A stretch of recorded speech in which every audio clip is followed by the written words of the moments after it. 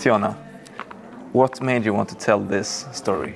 As a filmmaker, as a creative person, you are always looking for the special thing that will open up other things, you know.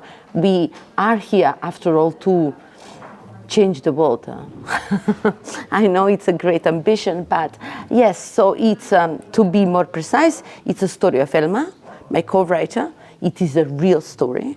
And it is something that has been with us for past few years. We were just looking for the right time or maybe the right context to tell this breathtaking emotional story of the happiest man in the world.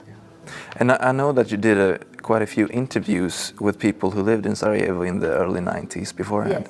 Yes. And in this research, was there anything in particular that you learned that you hadn't thought about beforehand?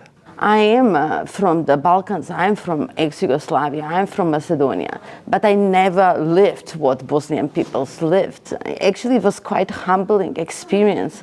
And I'm not saying that we must experience war in order to know war, but actually you don't know the horror of war until you feel it on your skin. And actually, this is why we make art, this is why we make films, in order to, provoke a reaction with the audience.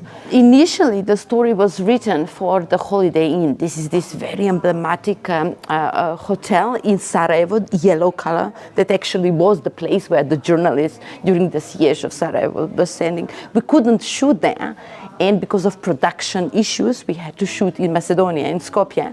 So actually, we recreated the hotel in the university library in Skopje. And we chose this this place because of, well, again, our heritage, which is brutalism. You know, we have in Yugoslavia, in ex-Yugoslavia, this great heritage of architecture, architectural brutalism, which is, yes, it is very cold, but I find it very, very beautiful and very, something it is familiar to me, something I grew up with.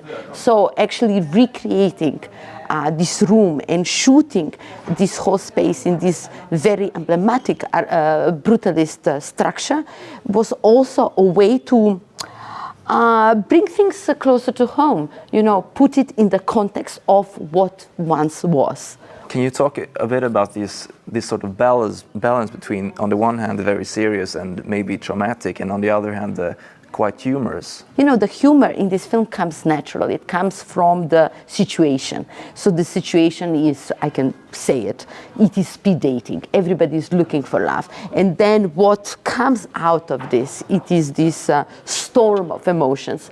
But yes, the situation is quite funny, you know, when you are sitting in a room and there is a voice telling you, what is your favorite color? Would you like to have a threesome, etc., etc., etc. There are very revealing questions and quite ridiculous, but quite important in, you know, in the everyday context, yes.